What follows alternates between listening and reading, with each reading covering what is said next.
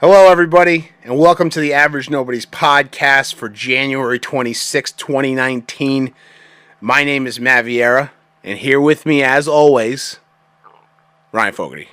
It's actually not my name anymore. It's not? What are you going by these days? Horatio Velveteen. Horatio Velveteen. I'm obsessed with that name. The Velveteen Dream. Yep. I love it. Yeah. You know, it's got a nice ring to it. Yeah. So as you can see, we're adding a little video to our little production here. We're trying something new.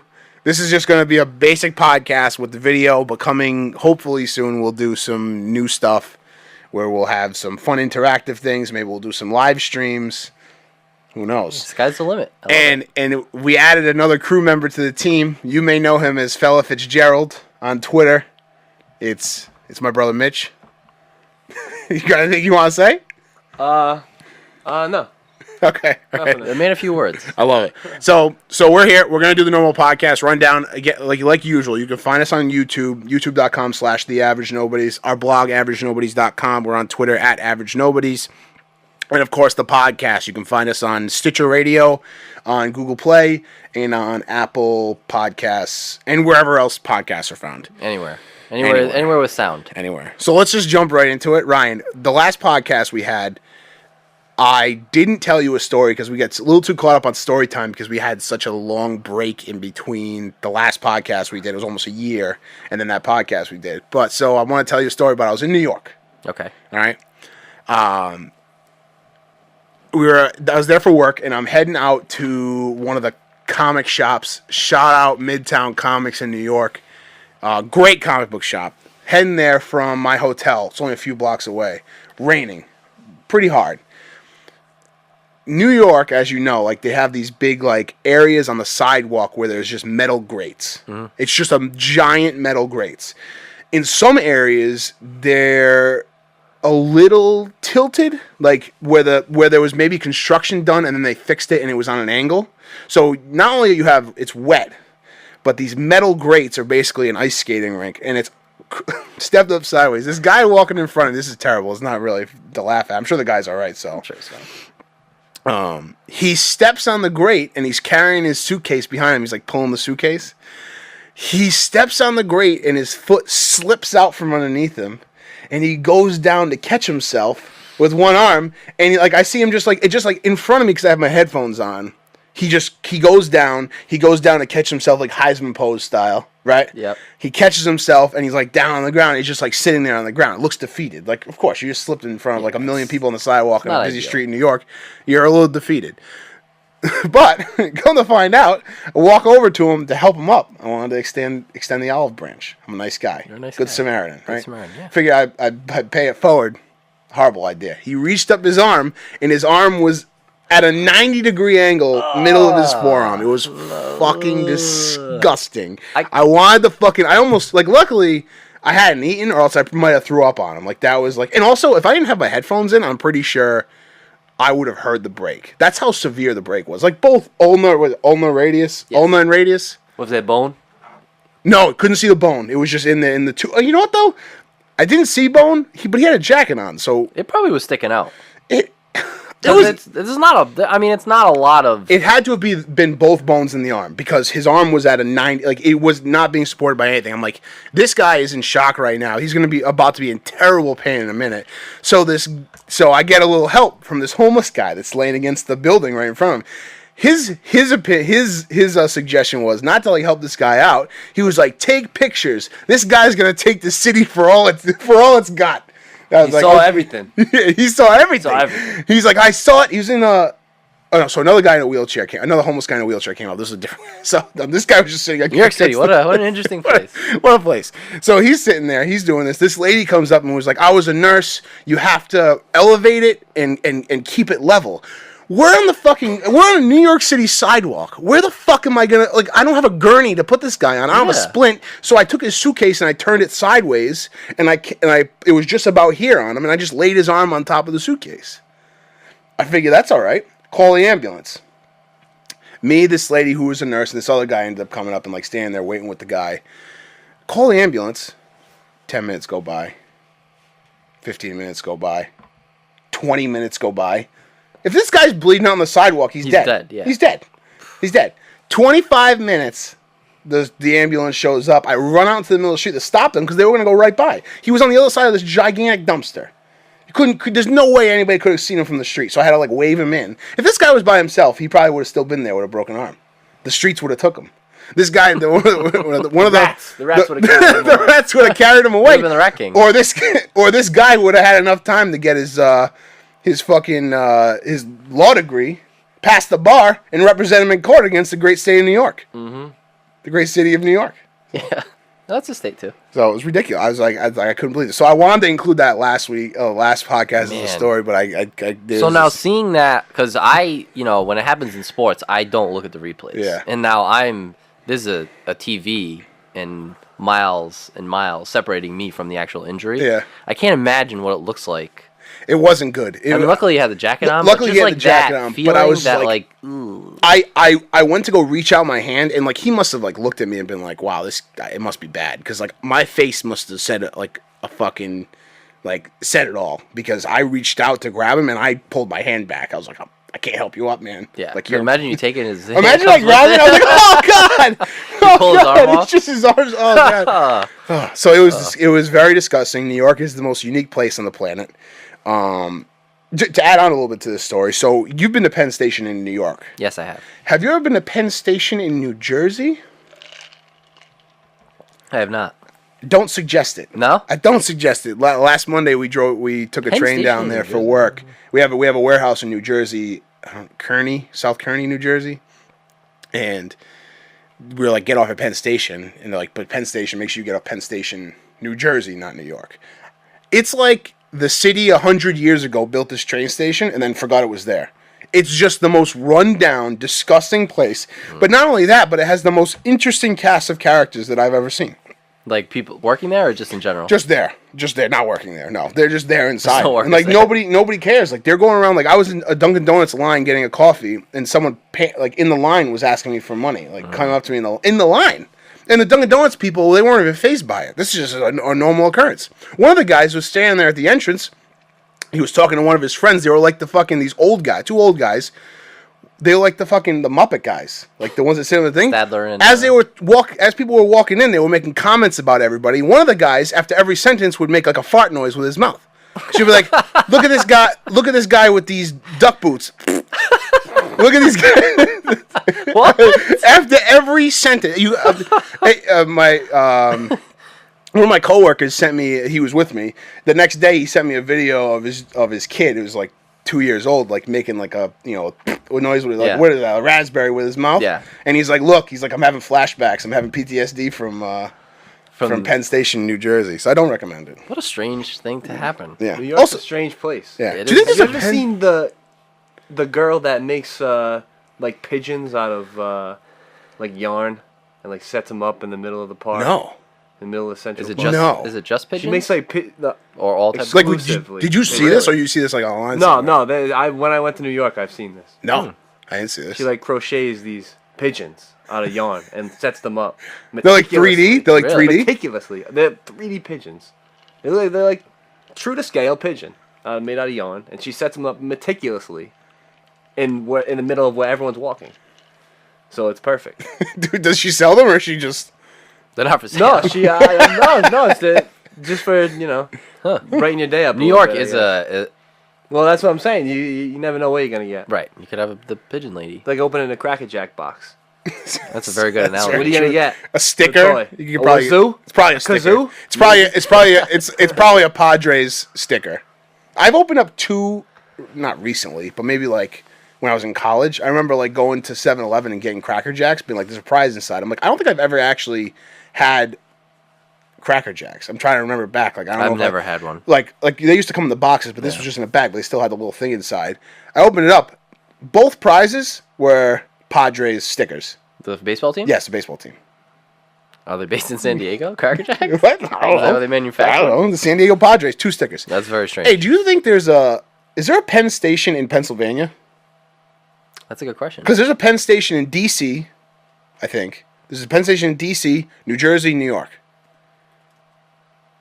It's all on the same line, too. Like, literally, Penn Station, New York, Penn Station, New Jersey are right after one another on the Amtrak stop. How many people must get confused at that? Everybody. Everyone. It's horrible. That can Anyway. get confusing. Yeah, no, that can't be good. And trust me, if you want to get off at Penn Station in New York and you get off Penn Station, New Jersey, you're in for a shock. You're in for a shock. You're in the wrong side. You're of in the town. wrong. And Penn Station, New York, is not a great place It's either. not. But at least you feel, I don't know, you're surrounded by a lot of people. You got off in the right place. Not only did you get off in the wrong place, but you're also in a But you terrible. get people making fart noises. It's a hellscape, right? Yeah, you're getting criticized and getting fart noises made at you. The most ridiculous thing I've ever heard.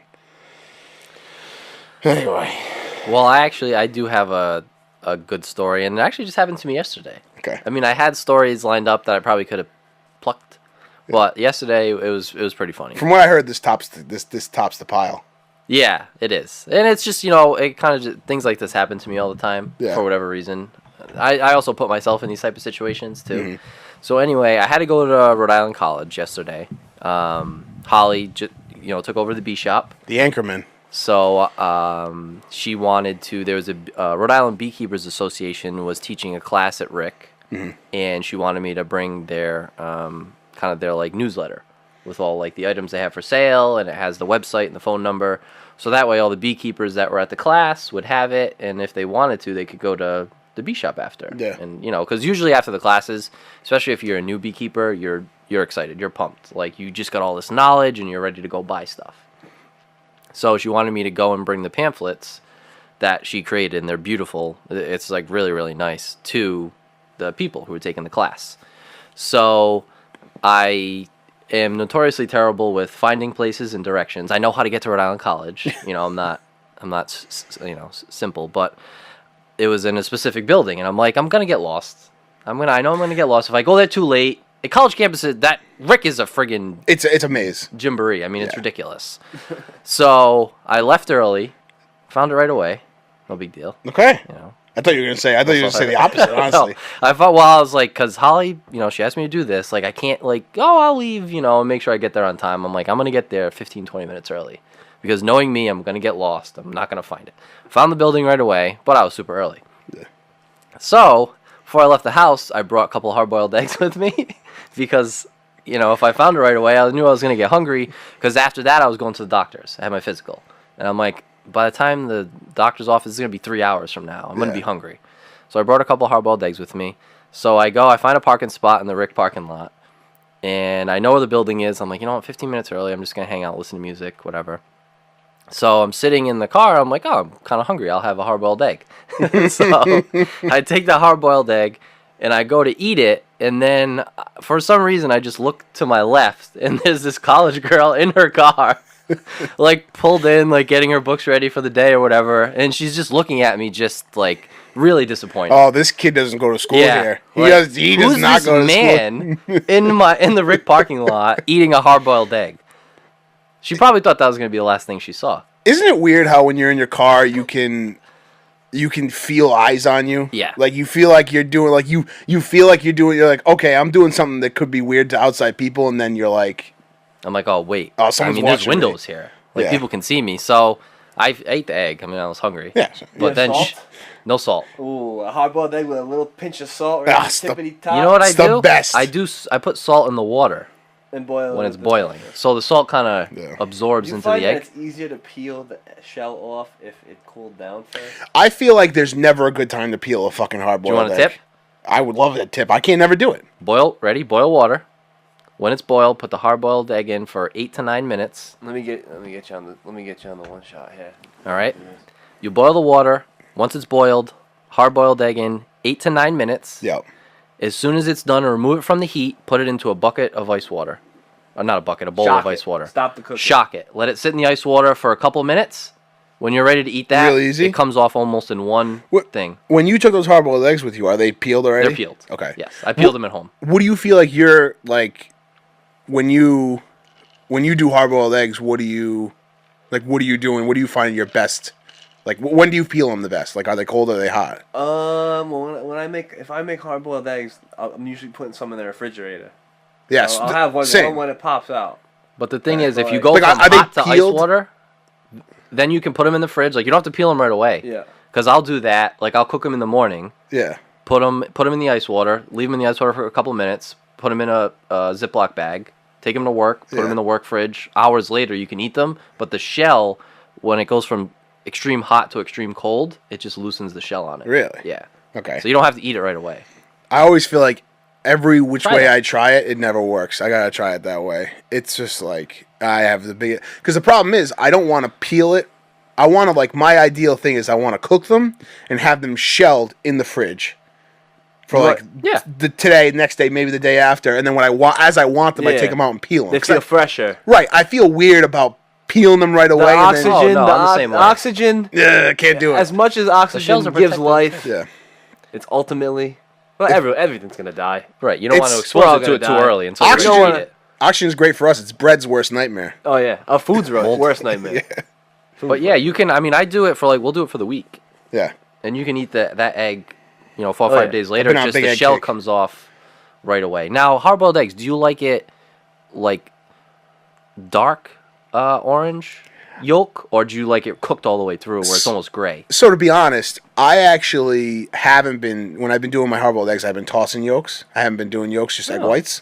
But when I do, I like it very cooked. Like I like it almost like chalk on the inside. I'm the opposite. Really, you like Yeah. it? You like it still? I don't want it you know- runny. I want it Right, solid. sure. But I want it 8 minutes. If you Yeah, like no. it like that, 8 minutes. You like it? And Yeah. I like it still it's still a little it's not juicy, It's but not it's like not chalk. Yeah. I like it. I It's like just it a like little- chalk. Nothing worse than a chalky yolk. I'll tell you that much. Uh-huh. It just that's the thing. Like it doesn't even matter for me because even if it's not cooked, the yolk, I don't care. As long as the egg white's cooked, I true. throw away the yolk. Yeah. That's what's protein. But yeah, that's my story. And I think any other food I was eating, like a sandwich or something, probably wouldn't have been as weird for that woman. If that it girl. was a sandwich, what would it be? BLT. Wow, I wasn't expecting that. The BLT is a great I was sandwich. expecting maybe cold cut. Hero. I like cold cuts, but I'm doing the keto diet, There you go. so it's high fat, high protein. There you go. I've been eating bacon like a son of a bitch. Yeah? Guido. Damn. Yeah. Boom. And the thing with that diet is it's so high in fat, you're never hungry. Yeah. So everything you're eating is filling you up. Fill It's you up, interesting. buddy. I've heard a lot about this keto diet, mostly about how you have to pee to see if you're still in keto. What do you mean? I did not. There's read like a you like your body stays in keto. Oh yeah, I saw that on Jersey Shore. ketosis. Is Special on Jersey Shore? Huh? Ketosis, right? Your body's in ketosis. I follow this kid on Instagram. I think I followed him too. He was a YouTuber at one time and whatever, but he has to test his ketosis throughout the day to see if he's in the prime zone for burning fat or whatever the fuck it is. Yeah. I don't know what it I does. don't get that hardcore with it. Yeah, well, I probably also shouldn't be drinking on it either, but that's not gonna happen. yeah. It's tough. Nobody's perfect. Tough to find a high fat, high protein beer. I mean, beer's made with sugar and carbs, so I mean, it's just what it is. But Yeah. yeah, it's all right. All right, Super Bowl Sunday coming up next week. 8 days away. Yeah, 8 days away. Crazy. Patriots had another Super Bowl. Shocking. Deja vu. Last week was pretty fucking crazy. 2 championship games. 2 of the most crazy I think I've seen together, in the same day for them both to both be like that, both go to overtime, is crazy. Great day of football. 2 major things happened, and they revolved around penalties and reviews in both games. Really, Yeah. in the Saints Rams game, obviously we'll talk about the no call, which was the most blatant. Bless you. Thank you. The most blatant no call that's ever existed, and I will argue against in any sport. I mean, maybe this might be more egregious than the Montreal Screwjob in WWE. It might be more egregious than think you're right. a made up written wrestling match. It was really scripted, might be though. more egregious. Well, that wasn't scripted. At least with the Montreal Screwjob, no one really knew what was going on. Right. With this, the ref almost got hit by do you know who the guy was? The receiver that got spearheaded by that. I think it was their rookie, Traquan Smith, I believe is his name. He got torpedoed by the guy's helmet, number 1. Yeah. There's penalty number 1. And we don't have to go super in depth with this, but because everybody's been talking about it. Yeah. But number 1, helmet to helmet. Penalty right there. Number 2, defenseless receiver. To hit him like that with the helmet to helmet. Number 3, that's just blatant pass interference. T.O. was on Undisputed, I think, and he was talking about how they have the rule in the rule book. He was talking about how Goodell's not doing his job, la la la. Yeah, well. Da da da da da. The old chestnut. Well, if anybody And, thinks that Goodell's going to turn back the clock and have them restart the game, they're crazy. Yeah, well, that's what he said. That's what he was saying. There's a rule in the rule book saying that you can go back and replay it. Yeah, sure. The thing that bothers me about it, and I agree it was a missed call. You know, the Saints did. You know, the game did go on. Saints had the ball first in overtime. Breeze throws a pick. So people don't want to talk about that.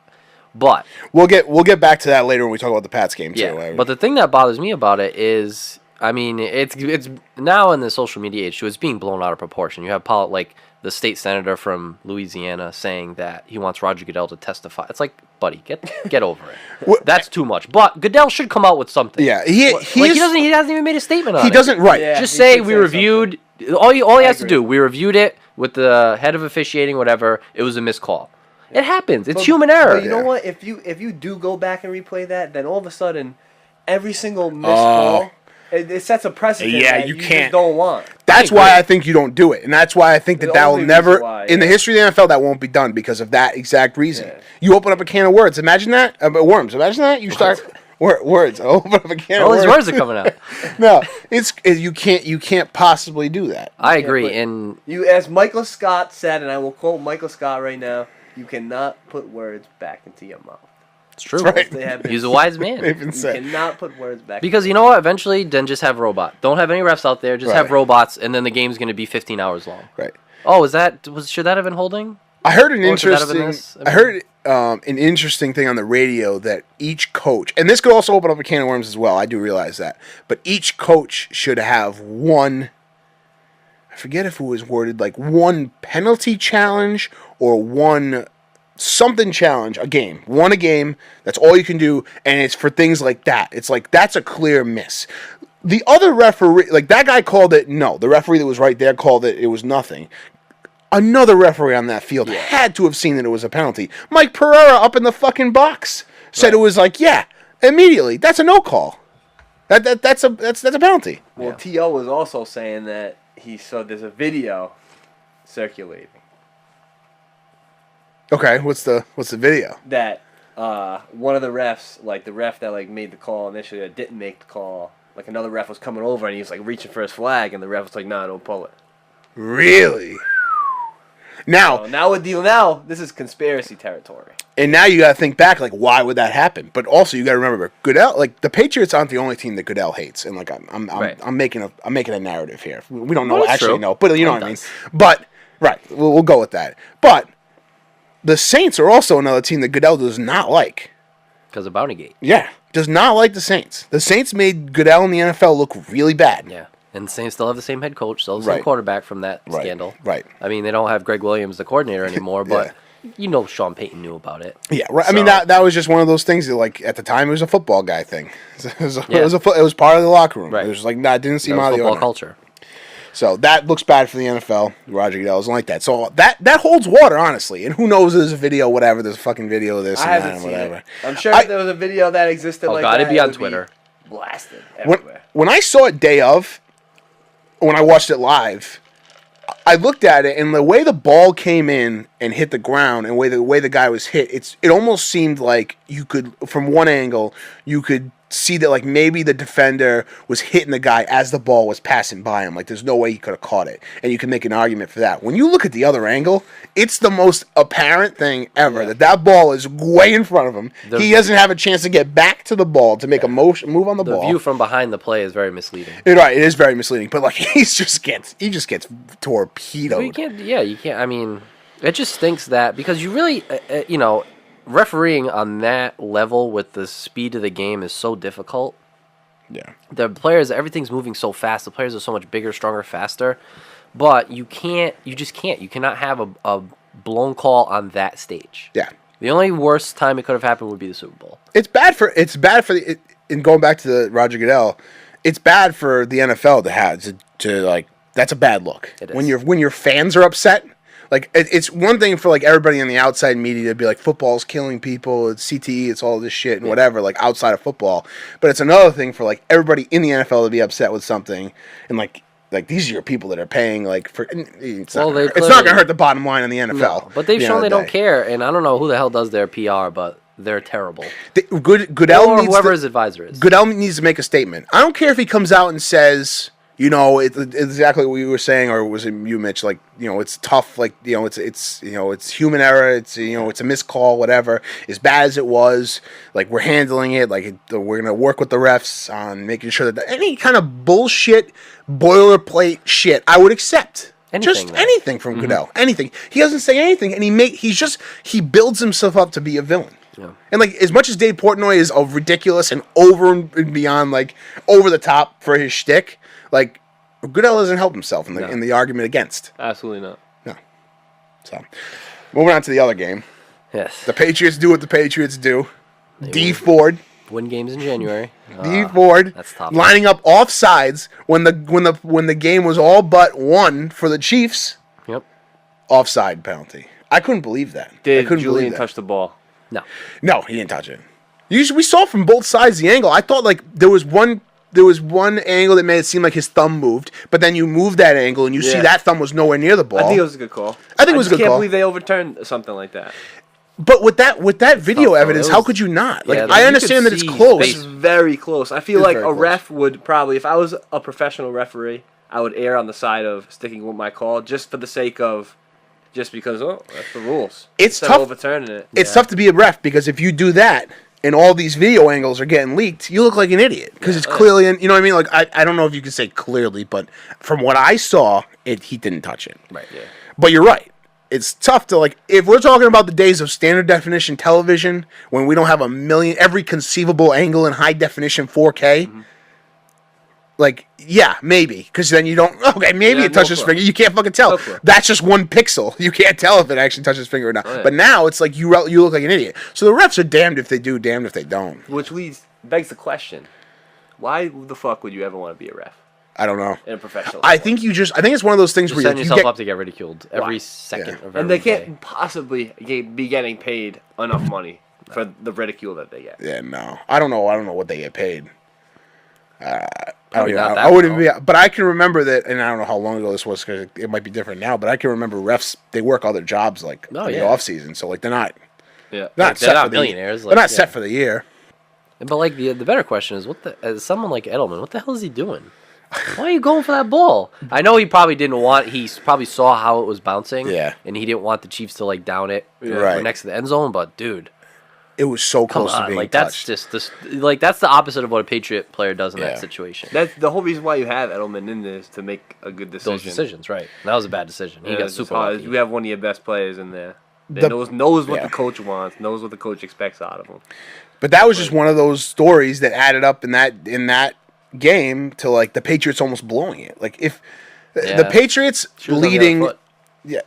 Patriots leading 14 points going into the second half of a game. They're 72-1, and that includes playoffs. Yeah, It's insane. So, and that's under Brady Belichick, right? Just Brady Belichick. 72-1. They end up winning this game, sure, but if they lose this game, and if D Ford is 6 inches the other way and not lined up offsides, now the narrative switches. It goes from Brady fucking in a gutsy overtime drive winning the game to Brady threw 3 picks too late in the game. You know what I mean? Like, it's crazy how that changes. How that D Ford play, and he cannot be having a good offseason right now. No, he's gonna be kicking himself. He cannot be. Is he at the Pro Bowl? I don't know. He can't be having a good season. I wouldn't go if I was. I wouldn't. I wouldn't have gone either. So the Patriots win, and now I want to. What? All right, yeah, I'll give you that. What? Tom Brady was incredible. Tom Brady was incredible. The last drive of the game, and he just three third down conversions in a row, and Right. they weren't like 3rd and 1. Yeah. It was like 3rd and 10. That pass It was to Gronk 3rd and 9, something. 3rd and 10 each time. The pass to Gronk was put it only where he could catch Dime, it. yeah, it was a like dime. the guy He who's put it on a covered dime. very well too. That's why Brady gets so much, but he didn't have. I mean, he threw 3 picks almost. Yeah. Edelman is on another.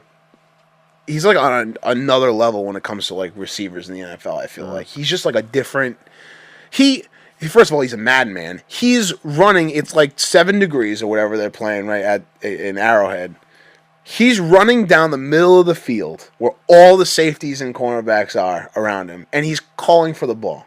Brady's throwing the ball at a bazillion miles an hour straight above him. He's jumping and catching the ball and holding on to the ball every time and getting destroyed. Decked. How do you with all the confidence in the world, and I know it's his job and everything, but how do you with all the confidence in the world just run out to the field and fucking call it out? Not a young guy either. How old is No, he? he's not. He's close to 30, if not 30. I think he's 30.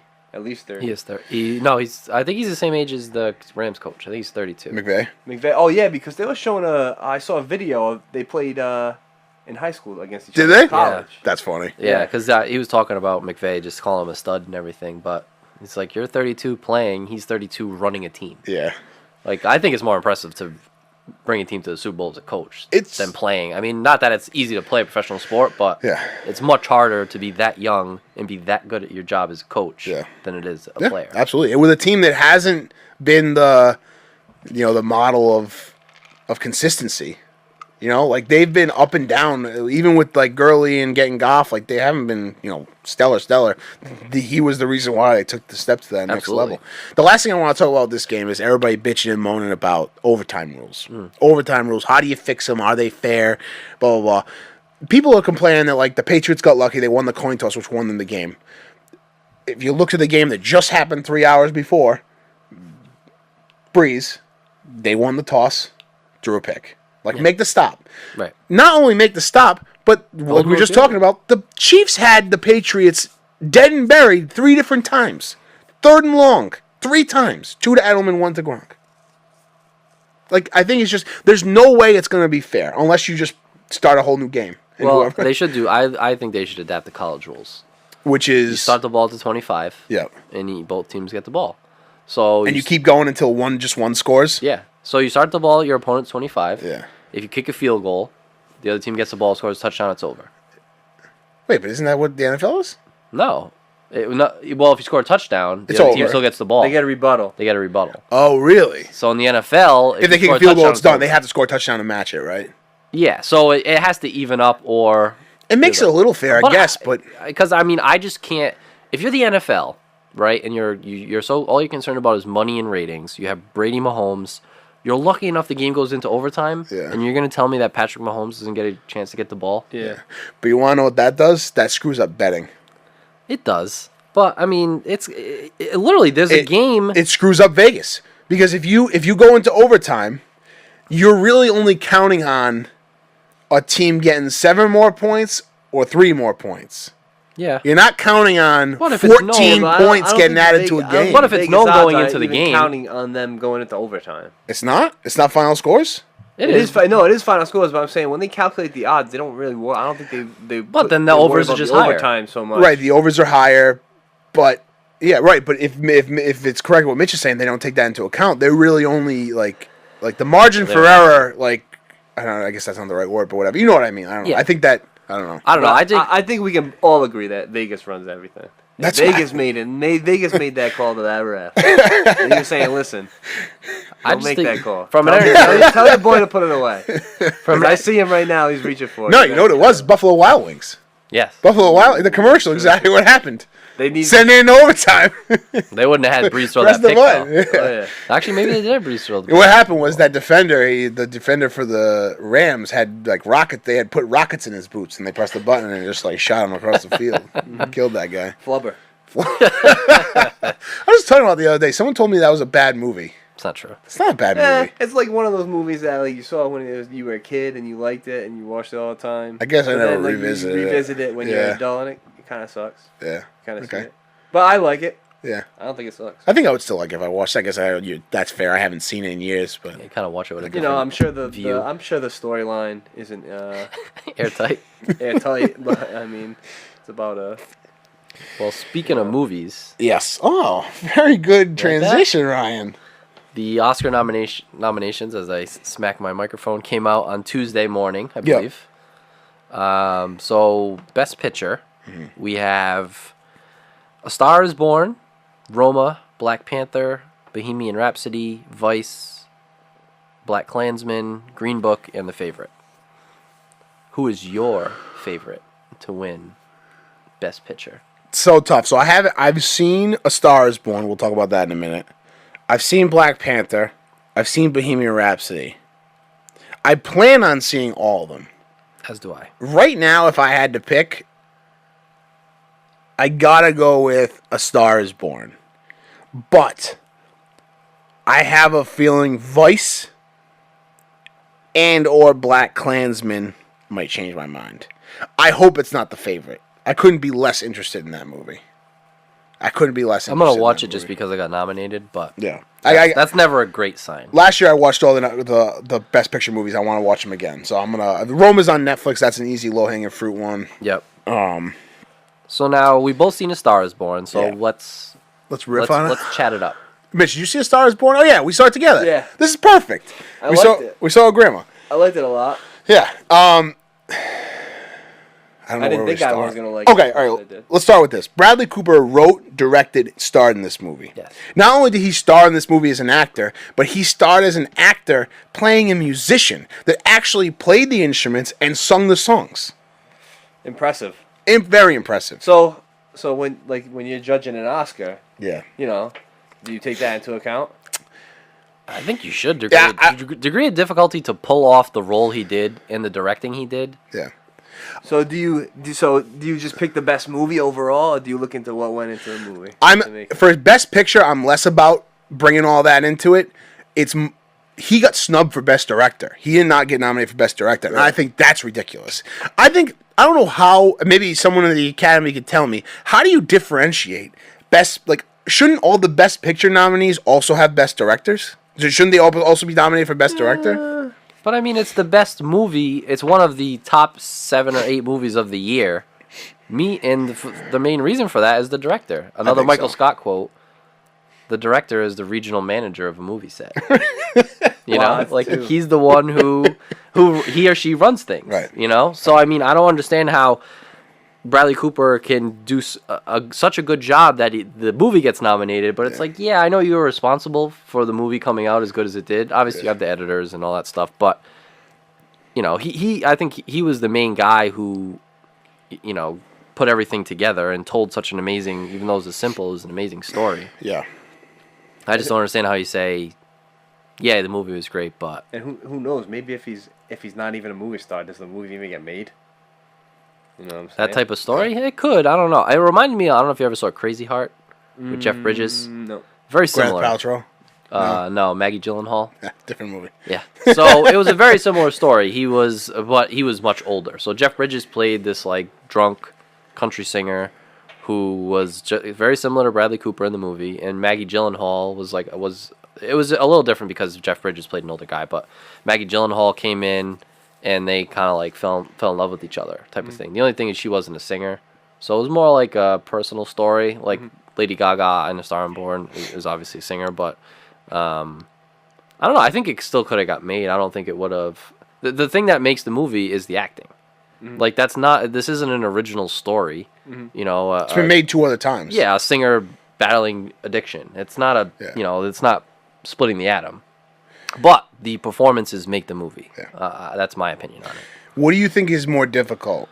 Do you think it's more difficult for Lady Gaga as a singer to become a really good actress and like put on the performance she did in this movie, or do you think it's harder for someone that's an actor to come in a movie and be a singer and a musician and to really like sell it? Well, I saw the movie last week. So the hardest thing for me was the expectations. Critics, friends, like everyone was telling me, Lindy, she's like, the movie stuck with me. Well, she listens to the soundtrack For, like, on days repeat. after. She And I'm like, listens all to right. the soundtrack constantly. Yeah, if a movie sticks with you, then it's got to be really good. So going in with those expectations, sometimes it's kind of hard to judge the movie accurately. But it exceeded my expectations. Yeah. And for me, it was because of what Bradley Cooper did, singing and doing it. Like, I didn't feel like I was watching Bradley Cooper play a singer. No. I just felt like I was watching a guy, like just a guy singing, Yeah, and battling his demons. It wasn't Bradley Cooper. He played the role. Yeah. He definitely played the And role. the I mean, a thing lot of with- times when movies like that, you get like stereotypical, you know, he's a fucking alcoholic, all that bullshit. Yeah. But it's like some actors, they play one thing, and that's really kind of all they can play. And you kind of call them into the movie because that actor fits, whether, you know, you don't call in a great actor to make the role great. You just call in the actor just to fit in that role. Yeah, I agree. That's the one role that they play, but he actually played it, which was Yeah. impressive. His addiction, like the way he played it, was very subtle. You know, Yeah. it wasn't over the top. He Yeah. wasn't screaming and yelling. He just it was good. he was battling demons. And like you saw it on his face. Like I don't know how he channels that. I mean, another movie I love with him is Silver Linings, and he played, you know, his character had bipolar disorder. Yeah. And he played that, even talking with Derek about it, who works, you know, with those type of people who have those disorders and the, you know, that stuff. He was like blown away. Yeah. He's like, that's so accurate to someone who has that disease. And the thing with Lady Gaga is she's Juilliard trained. Yeah. And that goes with acting and singing. I mean, she's just fantastic. Yeah, I'm not she's- taking anything away from her, but I think she was a little more well equipped to do that role. Whereas Bradley Cooper's coming in as, you know, I guarantee people were waiting with, you know, with their fists up in the air to bang down and say, you know, you suck. Yeah. You're not a good singer. You didn't Yeah, do a good yeah. job. Yeah. Yeah, they couldn't do it because he was so good. Yeah. With Lady Gaga, I think she might have had a little more leeway because it's like, you know, she's a singer. She's Kind trying of to act. dramatic anyway. Yeah, you know, but right. I mean, she was great too. I just thought she like really like blew me away with the acting. I thought it was gonna be, it's like not a lot. It Superficial, doesn't kinda? translate. Yeah, it's a lot of times it doesn't translate. And like Juilliard trained or not, like, I just thought I didn't know if it was gonna translate into like, but she was just really like natural at it. She just like made me feel like the scenes with her and her dad, her dad is played by Andrew Dice Clay, Who was fucking really good. amazing, Yeah, hilarious. that was a good cast. Him and his friends, they're all drivers, and they just like sit Is around. that what the they house. are? Yeah, so they're Okay. drivers. Yeah. I wanted Yeah, to know who they were. And so they just like sit around and they like wait for like their jobs or whatever. But like it just felt so real. It felt so genuine. Like it really made me believe that like she's this girl who's like been down on her luck for a while. Like she works this shitty job. She takes care of her dad. Like, you know, like make sure everything is going right at home and stuff. And she's like just trying to like, she wants to sing. They knocked the supporting roles out of the park, and I think that for me, those are like always my favorite best picture nominees. Yeah. Is when those supporting roles are just fantastic. I mean, Sam Elliott as Bradley Cooper's brother was unbelievable. Yeah. To call back to last year's nominees, 3 Billboards Outside of Ebbing, Missouri. The supporting cast in that movie was insane. So good. So yeah, it's like that. And Sam Elliott was awesome as Bradley Cooper's way older brother. Crazy. So his dad had his mom had him when she was like 18 or what it was, or younger than that, right? It was like super young, and he was like 60 something. I do want to look up. Okay, so just to say, this is obviously real life, not the character. Yeah. But Bradley Cooper's 44. Yeah. All right. Was Sam Elliott 78? 110. 110. And Sam Elliott is 74. 74. All right, so 30 years apart. I mean, Okay, that's not yeah. unheard of. No. And obviously his dad. Well, you for know- brothers it is, to be brothers.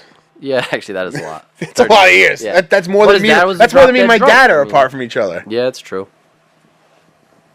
Yeah, that's a lot. But It's I mean, more than Mitch and my dad are apart from each other, or just the same. It would be like Mitch and my dad. but I mean, I don't know if they were brothers. I don't know if he played a 74-year-old.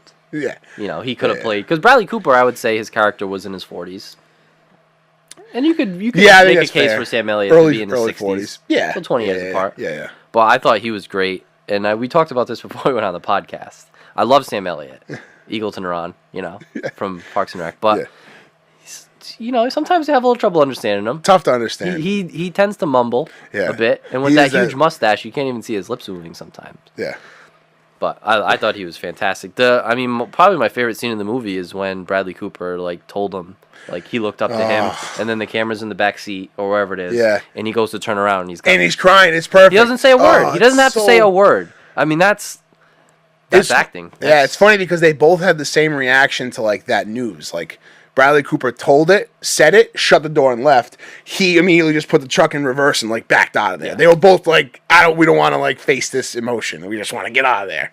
We're tough, hard guys. We just want to get away from Yeah, each we don't other. talk about this Yeah, type of yeah. stuff. It was amazing. That was an amazing scene. That was it was so powerful, so touching, and crazy. Very good. Sam Elliott was very, very good. So I hope Black. I was gonna say Black Klansman. I hope A Star Is Born wins. I really do. I do too. I mean, I've seen A Star Is Born. I've seen Black Panther. I've seen Black Klansman. Yeah. I'm with you. I plan to watch the rest. I just don't know if one of these other movies I haven't seen yet is gonna resonate with me the way A Star Is Born did. and kind of leave me thinking about it afterwards. Green Book might. Green Book might. Although it does seem like a story that I've seen before. Like, it just seems very... Yeah, I like those two actors, though. Oh, yeah. Mahershala Ali is so Yeah. good. And Viggo Mortensen's really good, too. Yeah. So we'll see. Very, very excited about that. So, we were going to talk about the government shutdown at lengths, but it seems like Donald Trump signed a thing to at least put us through, what was it, February 14th? February you said? 15th. February 15th. So, the government is open until February 15th. Hopefully now Thank God. the parks... I'm so sick of hearing about it. Yeah. Yeah. Well, the good thing is, too, we have a new understanding of how supermarkets work. Right. If yeah. you go, you go to the supermarket, tell them, look, I need credit here, and I'll come back and pay you. You know me. I come here all the time. Super Stop and Shop. You know me. You know I'm me. one of the millions of people that come in a day. All these fucking 15-year-old kids. Yeah, you guys know me. You guys work here once a week. Did you see that, Mitch? No. So Trump on Twitter, they interviewed him because his Secretary of Commerce, Wilbur Ross, was talking about how he doesn't feel bad for the government workers who aren't getting paid. It's not a big deal. So then the press asked Trump about it, and he said, well, yeah, these people who aren't getting paid, you just go to the market. They know the customers, and they say, look, I'm a government worker. I'm not getting paid, and they say, don't worry about it. Come back when you have the money. It's like it's just like what do you even say to that? Honestly, it's like That's his grasp on reality. It was like there's like a program where like it's like government funded and like the markets get reimbursed after. It's like he's like talking about it like it's like a program. It's Right. Like, no, just It's like in the 1940s when parents would send their kids down the street to get cigarettes from the drugstore, and he would just walk in and be like, "Put it on my parents' tab." Like that doesn't exist anymore. Things like that. I'm getting them from my parents. Things done like that don't exist anymore. The barber, the shop guy gives him like the Larry David stare down. The music hits.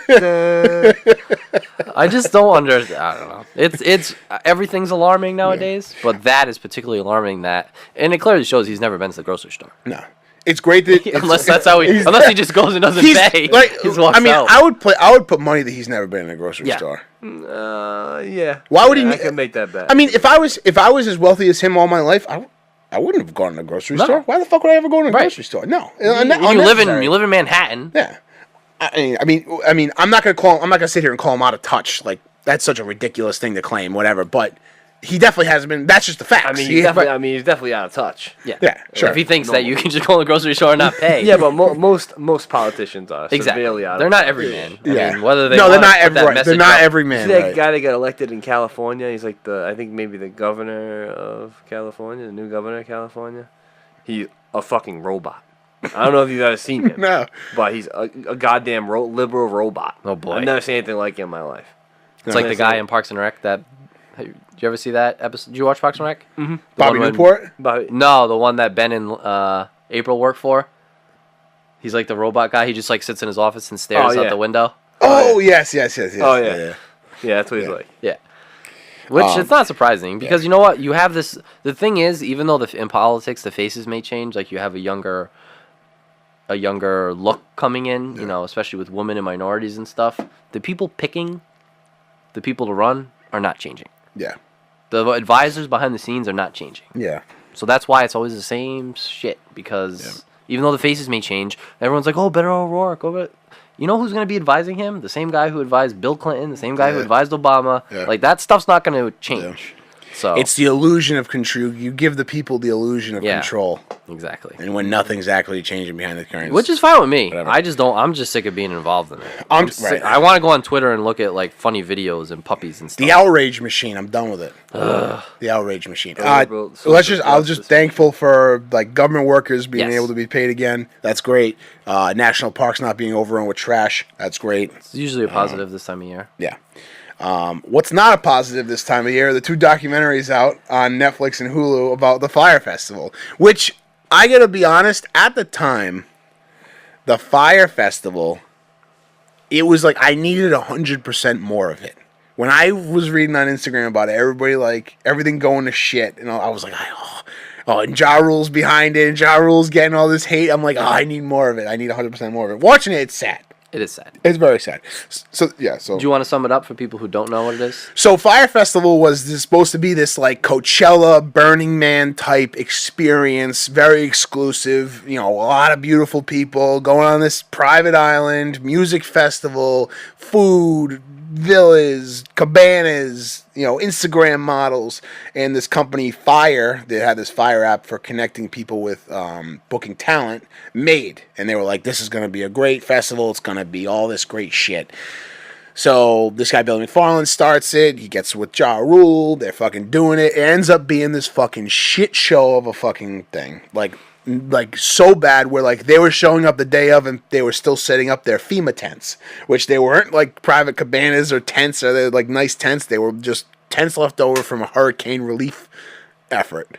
And they were setting them up. They weren't done setting them up. There was no food. There was no big mansions for all like the really like rich people that spent thousands of dollars on this thing. And as they're going, they're just hitting them up for more money because they can't fucking catch up with them. There's 2 documentaries about this thing that happened. One is on Hulu, and they kind of like were doing it in secret and like right under Netflix's nose. They launched it on Hulu like 4 days before they launched theirs, which is kind of fucked up. Not fucked up, but like real fucking like backstabby type shit. And so the one on Hulu is done by, I don't know who produced theirs, but in it has a member of the Jerry Media or a former employee of Jerry Media. Jerry Media is spawned from Fuck Jerry, which is an Instagram. You know Fuck Jerry, Mitch. Like, yeah, they're like an Instagram meme account. So they made their own media company. They were hired by this guy Billy McFarland and the FYRE company to do the marketing campaign for FYRE Festival. So they were in charge of it all. This guy quit. He's doing his own thing now, but he was in the Hulu documentary talking about all the shady shit. And he was actually FYRE in the Media was Netflix doing. documentary. Oh, he was in it as well? No, but he was in it. Footage, Right. Yeah. Because he was with the which is kind he of was with cool the Fuck because like, Jerry at least guys. he wasn't blowing smoke. Right, yeah. He wasn't like a bitter ex-employee. Yeah. Like he was actually part of it. Yeah. And then the Netflix one is produced by Fuck Jerry, the Jerry Media organization. So it's like, it's kind of weird, but I feel like both of them did a good job of telling 2 different stories. And I don't think that any of it was really like, nothing was left out. I feel like Fuck Jerry realized they did a shitty thing, and they're owning up to it, and by owning up to it, they're making some money on a documentary about the fucking whole shitty experience. I'm sure Netflix paid them. Yeah, I'm sure they did. So yeah, that's the basis of it. Mitch, did you know anything about, did you know about FYRE Festival when it was happening? Do you have any questions? I saw some stuff, but I never, this didn't interest Looked me. into it. Yeah. Yeah. It's the documentaries are very interesting. Because especially the Hulu one, because the Hulu one has an interview with Billy McFarland, who was the guy who started this. He was in it the whole time almost. Yes, who's a sociopath. Yeah. Plain and simple. He's just he's a con man and a sociopath, and he's just always trying to make money, not realizing, the impact all his actions are having on all these people who he's taking their money. Yep. And when he wanted to start this FYRE Festival, I wouldn't feel bad for him if I knew none of the story. Knowing the story even more, I feel even less bad for him. Yes. Because every video they took of him on the island when they're supposed to be setting things up and booking talent and getting all this stuff set up, he's smoking cigars and drinking beers, and like they had a thing of him passed out on the beach. Yeah. And it's like you're charging people thousands of dollars to come, and he had no plans. But what does he think it was going to happen? He didn't care. He did not care. He was Mitch. He was so in it over his head. He started with this company called Magnesis, which was basically a fake credit card company. He would take this, he had this company make these credit cards, and he figured out how to copy your personal credit card onto this other credit card. So you could use it just like it's your credit card. It has the same magnet strip, everything, right? But when you buy into this membership and they give you your card with your credit card, you get access to like these like exclusive parties. And he was like really targeting at people that were first moving to New York. So like, you come here, you make friends, you network, you fucking do this, all this shit. Magnesis, you pay for all this shit. He was giving them basically nothing, but charging all this shit. One of the exclusive perks for Magnesis was very cheap, like theater tickets and concert tickets. What he would do is blow out his investors' money on all these Hamilton tickets. Night of. Get all these Hamilton tickets. Hit up all of his Magnesis people. Hey, we got Hamilton tickets. He would charge super, like, under what they cost to buy them. He would sell them. People were like, they were a part of it, were like, I don't know how he was doing it, like this, all this. And then he would just take the money he made from selling those tickets and buy other tickets. or like it was Yeah, like he was just backwards. constantly It was in like, the hole. constantly in the hole, like borrowing from Peter to pay Paul, like that type of shit, just constantly. And that's all he was doing. And then so it finally got to a head where he was like, "We're gonna do this fire festival, and it's gonna be like the savior." Basically, how I saw it was like this is the savior for like all his like issues with like fucking up. Like if he can pull this off, and they had the idea in January. They wanted to happen in April. This huge fucking thing. Yeah. Millions and millions on a of dollars. private island too. It's not like you're just doing it like in a field somewhere. Like he was trying to build it. One of the funniest things about the private island is it was the first island that they said they bought. They didn't buy an island. It was Pablo Escobar's old island, the Netflix one. And the people who were selling them the island, leasing them the island, said, "This is fine. You can use the island for the festival, but don't mention that it was Pablo Escobar's old island." The first thing they do in the shoot for the promotional video, they go down to the island, and the first line of the thing was like, Pablo Escobar's old island, like, or whatever. It's like, Pablo Escobar once owned this island. Come party here. And like all these Instagram models. There's going to be like Kylie cocaine Jenner laying around and dead bodies and shit. So then they were like, all right, now you're not using it. So now you can't, so they didn't let him use it. I mean, that's how warped he is. He's just out of his mind. And so all the videos they were showing people, the video they shot on the island, I forget what it was called, it wasn't an island. I mean, it was an island, but the island they actually ended up having what was FYRE Festival was this. It was called Great Exuma, and it was this island that had a sandals resort on it. It wasn't like a deserted island. It wasn't this like grand dream of like this deserted island and it's like this allure and everything. It was just there was a sandals resort right next door, and that weekend that they planned to do it on Great Exuma was the biggest weekend for. It was their like for the national locals. regatta. National regatta. It's like bigger than Christmas there. And so all the hotels are all booked. Everything's booked up. They're fucked. They had to like find this like little plot of land. They started putting up tents. Billy said that he lost a box full of mansion keys and like villa keys. And that's why they couldn't rent the houses, because he lost the keys. But he like never booked them in the first place, obviously. Yeah. What a scumbag. So which one did you like better? Did you like the Netflix or the TV better? I think I like the Netflix one better because of the story that Andy King gave about wanting to give this guy Andy King, right, is Billy McFarland's advisor, mentor. They were fucked because they were having water brought in, Evian water, like big tanks of it for the people there because there was no running water. They were bringing it in. Customs wouldn't let it go by because he had to pay taxes on it. They didn't think about paying the taxes on the water. So Billy McFarland calls this dude Andy, he's gay, calls him up and goes, "Hey, listen, like completely serious, you got to take one for the team." Andy's telling the story in the documentary. You got to take one for the team and go down to the custom agent and suck his dick. And the guy Andy goes, I swished my mouth with Listerine and I got ready to go down there and I was fully ready to suck this guy's dick.